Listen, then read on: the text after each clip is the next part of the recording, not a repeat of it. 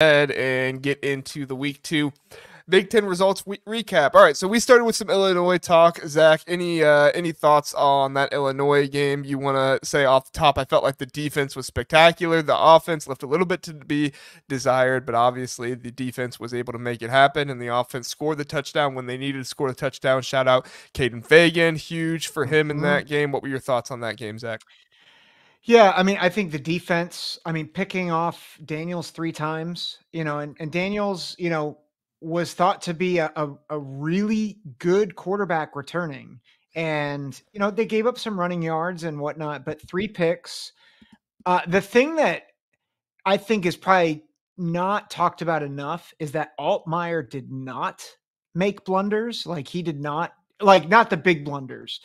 And, I've been saying for a while now that he is an underrated quarterback in the Big Ten.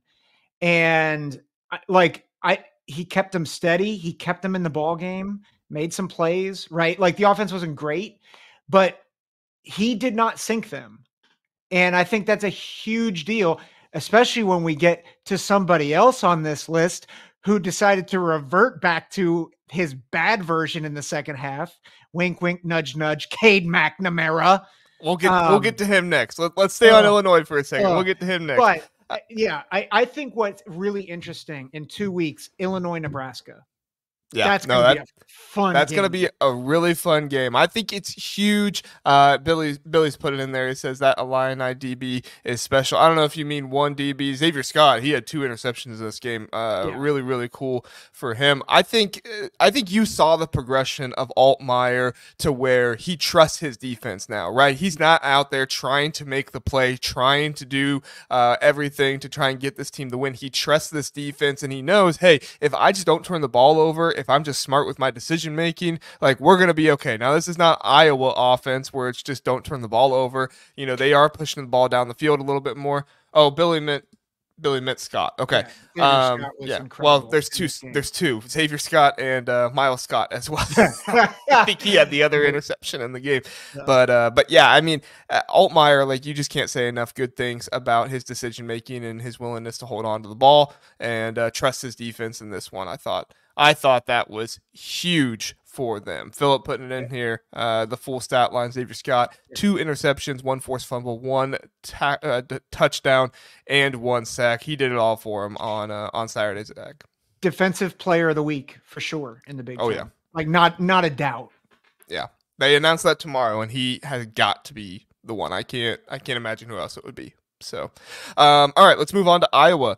Zach, you started talking about Cade McNamara. And at one point in the first half, I will admit, I tweeted, imagine if Michigan had Cade McNamara as their quarterback. And that tweet looked like a good tweet in the first half. And then the second half came, and Cade McNamara said, no, JR, I'm going to make that tweet look stupid. And he did. So thank you for that, Cade McNamara. Zach, your thoughts on the game? One, I like the emphasis on the ooh of the stupid because it just it was because I mean, not just that tweet, but Cade McNamara was stupid in this game, and like what was I think really frustrating in this game is he actually did look good in the first quarter and a half. I mean, he was setting his feet. He looked clean. He delivered the ball well. I think he really derailed when he threw the pick in the second half. But I think and it's not just Cade McNamara, it's Kirk Ferentz. You get up 13-0 and you think, okay, you just grind this game out. You just continue to get some points, get another field goal or 2. You'll be fine. But instead, they just kept going 3 and out, or they turned the ball over. Caleb Johnson being amazing as the one exception to that. Which I feel terrible for him after this game because he should have been the Iowa star player of the week for them and everything, but it's all overshadowed because they couldn't finish the game. But this felt like Tim Lester was dealing in the first half, and then in the second half it was like, actually, Tim, just let me take the reins. And it's like, Kirk, what are you doing? Like, why did you come back? And I love Kirk Ferentz, but this was an abysmal coaching job. And then after the press conference, he said, well, we still want to see more from Cade. If Cade McNamara hasn't shown you what he's supposed to, it's time to bench him. Like, Yeah. I mean, this is Brendan absurd. Sullivan wouldn't have thrown 2 picks. I don't think so. Yeah. He would have had his legs and he would have been able to utilize those more and get himself out of trouble. I don't know. Yeah. That's just me. But yeah. I mean, we were on the Brendan Sullivan train from the beginning. So, Agreed. But I mean, Iowa blowing a 13-point lead in the second half, and not even like at the beginning of the third quarter. Like, it was still 9 minutes left in the third quarter when Iowa scored their first touchdown of the game. So crazy to see Iowa blowing a 13-point lead, but that's how it worked out in this one. A couple comments here. Billy says, Iowa offense is still rather gouge my eyes out than watch. I think first half was better, but yes, second half definitely got there. Ultimate Boiler says, thought Purdue played really well this week. Listen, they were unbeatable. Nobody was going to beat Purdue this week. Nobody was taking them down. Often daunted, here just to ask JR to pray for my lungs. Continues to rip victory sig. We can talk about that next. I'm all for talking about Kirk Cignetti and what he did, because 77 points, Zach. I talked to my in-laws on Saturday and they were just like in astonishment. They were like, can you believe an Indiana Hoosiers football team put up 77 points? They were loving it. Now, nobody was at the game to love it with them, unfortunately. I actually had the opportunity to go to this game. I feel bad, but I didn't go because I was too tired. So so was Western Illinois. They were very tired. They were also tired. So I am a part of the problem, Kurt. I will admit. I am a part of the problem, but no more. After you put up 77 points, I am not missing another 77-point performance by Kirk Cignetti. So if I have the opportunity to go to another Indiana game, I will. Your thoughts on the game, Zach? I mean, Philip just said that Western Illinois is maybe the worst team in college. That being said, it doesn't matter because Indiana did what they were supposed to do. And that's what matters the most, is that they murdered them. And that's what you need to do. And it builds confidence, especially with a big road trip to UCLA next week. For sure. Often daunted. Notre Dame could learn a thing or two. Don't worry, we'll get to Notre Dame later on. The team that is Catholics versus Conference. Did you see I posted that shirt on Twitter? If only Notre Dame had a conference they could be in that they could win to help them out with this terrible loss. Whoops. But it's just what it is. Do we even want them anymore? They'd be like the third best team in Indiana right now. Yeah, right? I mean, Indiana and Purdue weren't losing this weekend, but Notre Dame did, so Yeah. Well, let's stay on the Friday night here, Zach. Okay, you and I were both up for the Northwestern Duke game. This was about as wild of a game that I feel like you could get to. Now, my wife does not watch football. She was hanging out with her friends that night, and she came home when I was sitting on the couch watching this game. She came home probably about 12:30 and sat down on the couch just for a few minutes to talk to me, and she was kind of glancing at the TV, and she was like, why do these teams stink so much? Because they're smart. That's why. Because it's the Nerd Bowl. Truthfully, Zach, I tried to rate Northwestern as just bad in like my performance tiers this week, but after remembering that my wife said that they stunk, I was like, nope, got to be in the trash section. If my wife says you stink, I apologize. That's where you have to be. Your thoughts on the game, Zach? We'll talk more about this in disappointing performances, but I honestly thought they were going to pull this out, and I just thought Zack Lujan outsmarted himself on 3rd and 1 in double overtime. I think if he just runs Porter up the middle, I think they win that game because I think they couldn't stop him. I think they run him to the touchdown. They run in the 2-point conversion, game over. And instead, I think he was trying to probably set something up for the 2-point conversion. He didn't think it was going to get blown up with that quarterback sweep or whatever they called. But that was the game. And I think Lujan, I give Lujan a lot more grace than Kirk Ferentz because I think he's trying to be innovative. He just chose it at the wrong time. Yeah, I agree. We have Dalton in the chat here on X. Thank you for watching on X, Dalton. He says, thoughts on Nebraska, Illinois being a ranked matchup in 2 weeks. They should be. They should be, because you have Illinois playing Central Michigan this week and then Nebraska playing Northern Iowa. Neither of them should have any trouble with those games. However, we've seen trouble before against G5 and worse teams, so who knows? But providing both of these teams win those games, as they should, and I believe they will, we're going to have a ranked matchup on our hands with Nebraska and Illinois. Zach, are you excited for this game? Oh, I'm so excited. So excited. Yeah. I can't wait to see Brett versus Matt. This is going to be the battle of first names all over the place. Brett versus Matt, with Dylan versus Luke, the quarterback position. Yeah, it's going to be a good defensive battle, and you're going to have the second-year starter and Luke Altmaier going up against the true freshman and Dylan Raiola. There's going to be a whole lot of fun in this game. Can the Illinois defense and their DBs do to Jalen Daniels, who's starting, on his third year now? Like, this is his third year starting. He threw 3 picks, 1 pick for every year that he's been starting at Kansas. And, Dylan Raiola in his very first year. It's going to be really interesting. This is probably going to be Dylan Raiola's very first test of a strong defense, and what he's going to be able to do. Is he going to get pressure on him coming up through the middle? Because I tell you, the interior of that Illinois defensive line is much better than I thought it was going to be. They proved a lot of people wrong with that defense, and it's going to be a whole lot of fun to watch. I really believe in Dylan Raiola, but I also really believe in that Illinois defense. One of them's going to have to win out. It's going to be fun to see. Yeah, going to be a great game. It is. Great game. It is. All right. Where do we go next from here, Zach? We'll save Michigan and Texas. We'll see how much time we have left for them at the end here. Hey, let's talk about the first conference game. Michigan State, first in the Big Ten, Zach. It feels like 2015. Michigan State, first in the Big Ten. They are killing it, because a lot of people thought they stood no chance, but Maryland crapped it away in the fourth quarter.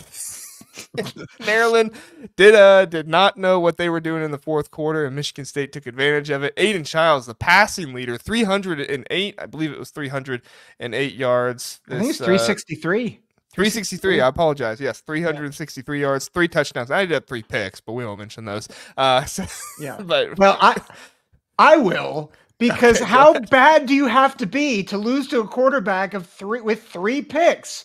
Mike Loxley. I'm just calling everybody out tonight. Gosh, this is the problem with Maryland. Like they make you think they're good, and then they do exactly what you just said. They crap it away. A lot of credit goes to Jonathan Smith, in all seriousness. You called it that the line play was better for Michigan State, but how about Nick Marsh? Big time play. 77-yard touchdown in the fourth quarter to stay in this game, to go on the road. I thought Michigan State had no shot to go bowling, and now they have a legitimate shot to do that. And I think Maryland is in a lot of trouble. I agree. I mean, I really like what I saw from Billy Edwards for parts of this game, and I really like what I saw from him against who they play. I almost said against Duke, UConn, the very first week. So I think Roman Hemby is a good running back, but in this game he was just bottled up. I mean, the defensive line of Michigan State and those linebackers they were excellent, and this is what Jonathan Smith is going to hang his hat on here in the very first year. I think it's just good, sound defense. Get you guys on the defensive line. Doesn't look like they've missed Derek Harmon at all, who's over at Oregon, who, they're having their own struggles. We'll talk about them here in a minute. They did win this weekend, so not too many struggles, but still. But at the end of the day, it looks like Jonathan Smith is building this team the way he wants, and they're resilient. 10 points in the last 5 minutes of the game. So, I mean, just absolute hats off to Jonathan Smith and what he's doing with this team. Even with a quarterback throwing 3 interceptions, they're still getting the win against Maryland on the road, too, against Maryland. This wasn't a home game. This was on the road against Maryland. So, well, let's talk about Oregon next. Since we mentioned them, we got Oregon, Boise State. Took 2 special teams touchdowns for Oregon to beat Boise State in this one. I was having a hard time staying up for this one, but the game was really, really exciting. So it was rather rather interesting. Ashton Gentry of Boise State really made it interesting with what he was able to do against this Oregon defense. Zach, I'm just going to say it right now. We were lied to in the offseason. Yep. This Oregon Yeah. team is not who we thought they were. No. This is a team that people were picking to win national championship this year, and now this is a team that people are questioning if they're going to be in the playoffs. Yeah. I mean, currently they're not in my playoff projection. And Wow. now part of that might be that they still need to gel. They did get a lot of transfers, Dylan Gabriel. But I mean, the pass protection suspect, they had more explosive plays this week, but it's still not what you'd expect. The defense got gashed, and Ashton Jeanty will do that, right? Yeah. Like he's a fantastic running back. We yeah. got to give him his credit.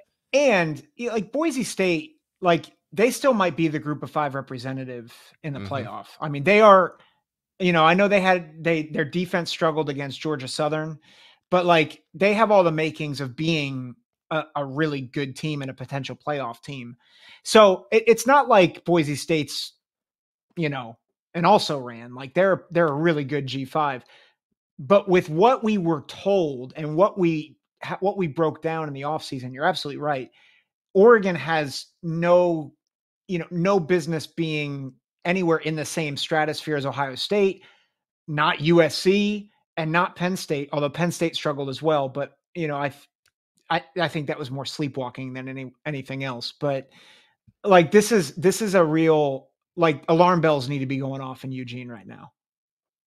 Yeah, no, I agree. I was actually in Oregon Spaces during this game because I was doing anything to try and stay awake, and those announcers during that Oregon game were not doing it for me. So I was doing anything I could, and I was in those spaces, and those guys were just like, I mean, they were like, let's get out of here with a win, but guys, we need to temper our expectations because the reality of going to the Big Ten championship game is not a certainty anymore. In fact, it's unlikely that we do. I mean, they were saying that about their own team. They were saying, Wow. oh, we have got to beat Ohio State, but then we also have Michigan, who, yes, Michigan didn't look very good, but that's still, you have to go to the big house and play them in that one. So it's going to be really interesting to see. Billy Tuesday's pointing out, like I said, Oregon had 2 return TDs, and they only won by 3 in this game. We'll talk more about it, I think, when we get to the dud section, but my analysis of this team is just there's no leadership. There's no leadership. Guys are playing for themselves. It's not a selfless football team. This is a selfish football team right now, and Dan Lanning is going to have to figure out a way to nip this in the bud and really get his team to start playing together and start playing as one unit. In week 1, I felt like the offensive line wasn't playing as a unit. Here in week 2, I felt like the team wasn't playing as a unit. And honestly, that's probably one of the worst critiques you can get as a team, but I think it fits here. Yep. So. All right, what game do you want to go to next, Zach? I've gone to all of them. What's your next one? I'll go just real quick because I think it doesn't need a lot of analysis. Ohio State looked like a national championship team, and I know it's West Virginia, or not West Virginia, Western Michigan. I think you actually tweeted this out. Best run blocking I've seen in 5 years. Yeah. By perimeter blocking, offensive line, and I know it's Western Michigan. But, it's the anti what you just said about Oregon, the selflessness of this team. And that's the thing that really stood out to me. The discipline of this team is off the charts. And I'll just say this too. The refs of this game were more difficult to overcome than Western Michigan. I'm still looking for a targeting penalty, and I'm still looking for the holds that called back an 80-yard touchdown run from Quinshon Judkins. I don't complain about refs, but they were more difficult than Western Michigan. That's how good Ohio State was this past week.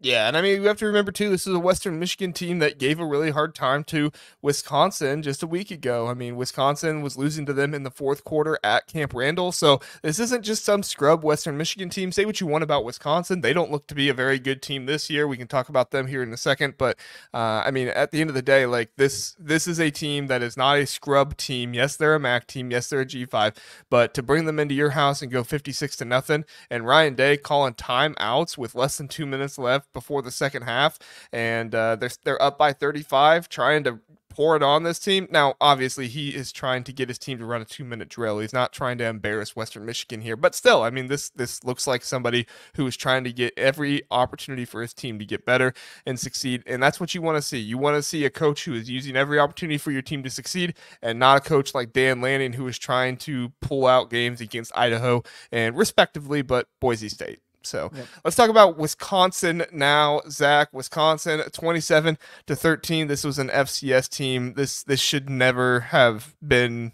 this close. Ches Malusi motivated by his family loss, unfortunately. That is a sad story there, but he did have 60 yards and 2 touchdowns. It was a pretty routine win. I mean, they were never really in danger, but you would have liked to see Wisconsin put up some more points in this game. What were your thoughts, Zach? They are my second worst team in my power rankings right now. Who? Okay, they're third for me. Do you have Northwestern or UCLA behind them? I have UCLA behind them. Okay. And part of it is I think Northwestern actually has a better win than both that. And Billy Tuesday just said my thought. Tyler Van Dyke is mid. Yeah, he's not good. He's terrible. Well, I don't want to say terrible. He has not progressed like I thought he would. I honestly am concerned that Fickle is Wisconsin version of Scott Frost. Yeah. And I hate saying that because I love me some Luke Fickle, but I mean, I don't think they escape Alabama. And I know Alabama had their own issues, but man, I think they're going to get murdered next week. I tend to believe so as well. Now, Alabama did struggle up until the fourth quarter with USF, so anything is possible, but I tend to agree. Tyler Van Dyke, I mean, when you bring in a transfer portal quarterback, one of two things can happen. It can be great, and he can really flourish and do a great job in that system because he chose a system that was much better for him, i.e. Bo Nix. I mean, there's a number of guys that's happened with. Cam Ward is doing it right now in Miami. Not to say he was bad at Washington State, but he just didn't have the talent around him that he has now at Miami and what he's able to do there. Or you have guys who just completely flop, and it was a bad decision to move on. And right now, I'm not saying this is going to be the story at the end of the year, but right now, that's what this looks like at Wisconsin. It does not look like Tyler Van Dyke and Phil Longo are gelling. It doesn't look like the guys around Tyler Van Dyke are playing very well together right now. I don't know what it is. Normally, I can put my finger on this a little bit and say, kind of here's the issue, like I did with Oregon with the leadership thing. I don't really have an answer for you here. It just looks like an offense that is not running together well. Yeah, agreed. Agreed. All right. Let's talk about some of these blowouts real fast since we talked about Ohio State. Minnesota, 48-0 against Rhode Island. Max Brosmer had himself a pair of touchdown passes in this one. Nice to see Minnesota come out there and dominate a team. Your thoughts? I would have been angry if they just ran the ball, but they tried to expand the passing game, and I think that bodes well for the Gophers. I agree, and it gives your defense confidence too that you went out there and you pitched a shutout in this game. So, and Drake Lindsey coming in, the backup quarterback, he did well. And Darius Taylor, it was nice to see him back. Now, he was not as, productive as he has been in the past. 14 carries, 64 yards, and a touchdown, didn't exceed 5 yards per carry. But I don't think it was bad performance by him overall. I mean, he's just coming back, and he's doing what he has to do to get into the game and do that. So, overall, good performance by Minnesota. All right, Rutgers 49, Akron 17. Rutgers again struggling a little bit in the first half offensively, only 17 points, but they do start to turn it on. Kyle Monangai, 200 plus rushing yards in this one. Your thoughts, Zach?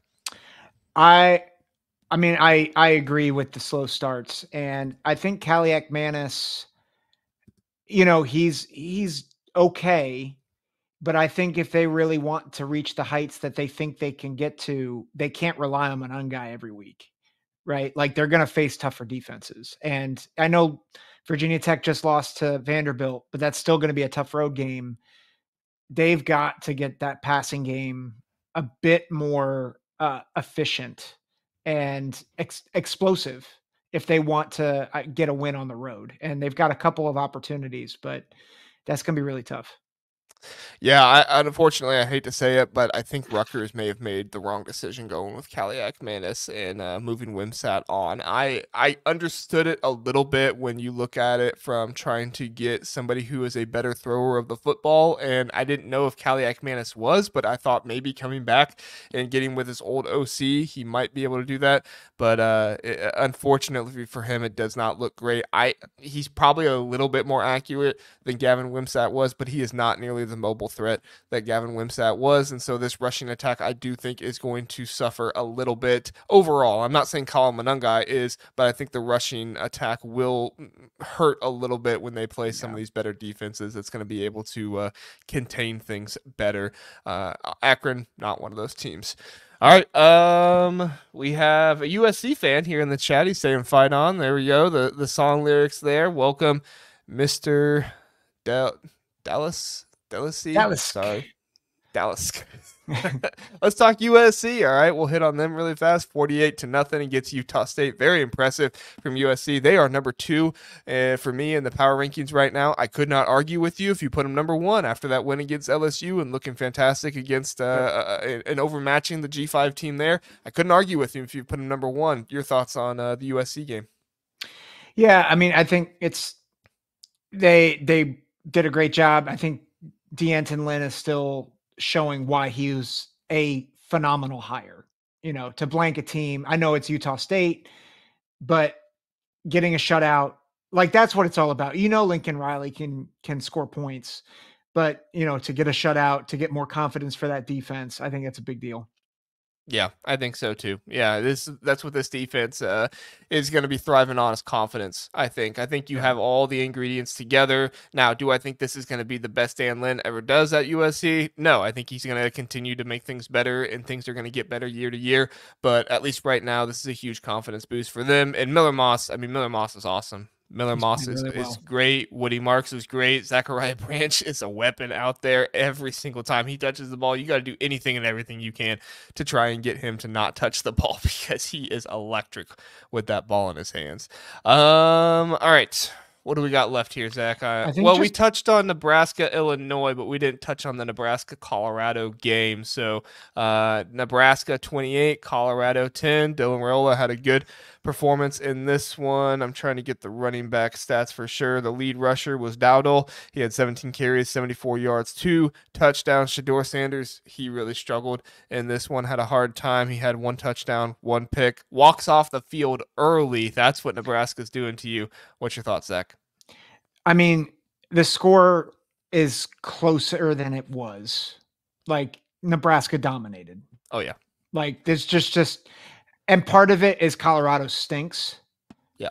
But part of it's what we've been saying, that year 2 Matt Rule, like, it's legit. He's done it now at 3 programs. Like, this is the 3rd program he's done it. Nebraska's going to be a problem. Like, Nebraska might be like, Nebraska, Illinois is going to be really fun. Nebraska, USC, Nebraska, Ohio State, like, those are going to be really good matchups. Listen, I got Nebraska 4th in my power rankings right now. Ahead of Oregon. Me too. I tweeted it. I was like, am I crazy for this? Like, I tweeted it out because I was like, I gotta test the room here a little bit. And everybody who responded was like, yeah, no, you're right. Like, Nebraska is a better team than Oregon right now from what they're showing. Again, it is Colorado. We're not trying to say Colorado is a world beater or anything like that. They obviously have a much bigger name than how good they are. But still, I mean, just absolutely destroying them. And like you said, they probably could have put up 50 on this team if they wanted to. But I mean, Matt Rule is too classy for that. Matt Rule is not going to try and just completely embarrass a team and completely embarrass a program. That's what I took away from it in the second half. I just felt like he was just trying to get out of there with the win and not try to embarrass the other team. Yeah, well, and he understands he has a freshman quarterback who has all the talent in the world. But I mean, if you're, freewheeling and dealing, and then all of a sudden you throw a pick, like, it becomes a game again. Like, Colorado wasn't a threat. Point blank. Yeah. Yes, they were not. And Peter here, the officiating in the Colorado-Nebraska game was horrible. Yep. Unfortunately, this is a common theme in college football right now. Bad bad officiating in almost every game. We could say this about almost every game if we wanted to. All right. I think by my count, we have 2 games left, right, Zach? We have Washington, Penn State. Oh, and Michigan. 3. We'll talk about them last. Washington, Eastern Michigan. Any thoughts there? I mean, Will Rogers had a good game, 4 touchdown passes, really good there. Had some special teams miscues. Eastern Michigan had some long drives. I was really concerned about that. Not concerned. I would have liked to see those drives end sooner, but 8 penalties for Washington. What's your thoughts, Zach? I think we're not going to know much about Washington for a while, but it's a really good thing that Washington has these games because their biggest issue is just gelling, right? Yeah. So I wonder if we're going to get to week 8 or week 9 and realize, oh, wow, Washington's actually pretty good because they've got pieces. And they have the time to gel. It's just right now it looks very clunky because they're working things out. But I think if I'm a Husky fan, I'm encouraged because people are putting together, like things are being put together and they've got pieces. It's just taking time. Yeah, Jedd Fisch is doing a good job. Now, my only concern is the concern I have with every Washington coach is, does Jedd Fisch leave after 1 year? Does that Florida job call his name? Because right now, I think if you're Florida, you're probably looking at a guy like Jedd Fisch to bring in because you see the quick turnaround that he's doing there, and you're saying, hey, if you could do this in the SEC, dude, come on down. That's what we want. So, do you think he leaves for? I mean, I get Florida's an SEC school with better recruiting like opportunity, but like Florida's in the basement right now. I mean, Mario Cristobal left Oregon for Miami, and Oregon was top of it all. Now, I know he has connections to Miami, and I think Jedd Fisch has some kind of connection. I can't remember what it is. Somebody in the chat, let me know if you know what that connection is. I think there's something there that Jedd Fisch, I don't know if he's an alumni or he has a family member that goes there or something like that, but it's possible. We have seen it happen before, so that's what my mind goes to. Yeah. So, but I hope it doesn't happen. I hope Jedd Fisch stays in this league because I like Jedd Fisch, and I think he's doing a good job. So, until he beats my team. If that happens, get out. All right, Penn State, Bowling Green. We got 2 kind of stinkers here to talk about a little bit. One of them survived. The other one barely. They didn't survive. They're dead. Yeah. They're dead. Penn State. Let's go with the team that survived first. Penn State pulls it out against Bowling Green. Bowling Green did try to make it close. They did go for the onside kick at the end, but Penn State, they held on. They won this one. I mean, coming off this West Virginia win, Zack, was this just the high of the West Virginia win for them, and they weren't playing as well? I mean, I thought the defense was awful. Yeah. I hated that. I mean, Tom Allen, what in the world are you doing? Like, there were Penn State fans calling for his job at halftime on the message boards. It was embarrassing for Tom Allen. Yeah, it was. I mean, I think it was a tale of 2 halves, right? Because the defense was awful in the first half. They tightened it up in the second half, but then the offense felt like it was pretty stagnant in the second half. It kind of felt, and I'm not excusing it, but this felt like a classic James Franklin sleepwalk game. Yep. Like they had a big win on the road. Now, do I excuse it? No. Right. And they dropped in my power rankings, and I think it's very possible that this shows the cracks in the armor that maybe we thought that would be there, but after the West Virginia win, we were like, oh man, like this is really good. But they've got some things to clean up. But I also don't think it's like, oh, they're awful. I think it's more like they had a little bit of a hangover. I think they'll tighten things up. I think they'll be a lot better next week. Yeah, if it wasn't for teams like Michigan and Oregon struggling, it would have been, Penn State jumped to number 2 in my power rankings, and they jump right back down to number 4 or 5 really fast, because everything that you saw that was hopeful from the West Virginia game, I'm like, this team has changed. James Franklin brought in different, staff, and things are looking better and all this stuff. It was just completely reversed. I mean, he threw down the Uno card, reverse. Like, they went back to what we thought before, and at this point, like, if I'm a Penn State fan, I had a really good week of thinking my team's different, things are going to be different, and now I'm like, James Franklin does it again. So all right, last one, Michigan, Texas. Zach, we knew Texas was probably going to win this game. It's the only game last week where I picked the Big Ten team to lose. I mean, quite frankly, Yeah. I thought the Big Ten teams were going to win the rest of the games, and unfortunately, they did not. But unfortunately, I picked this one. Unfortunately for the Big Ten, I know I have Buckeye fans here in the chat who say it's not unfortunate at all. We're happy, but unfortunately for the Big Ten, they lose to an SEC team and lose in terrible fashion as well.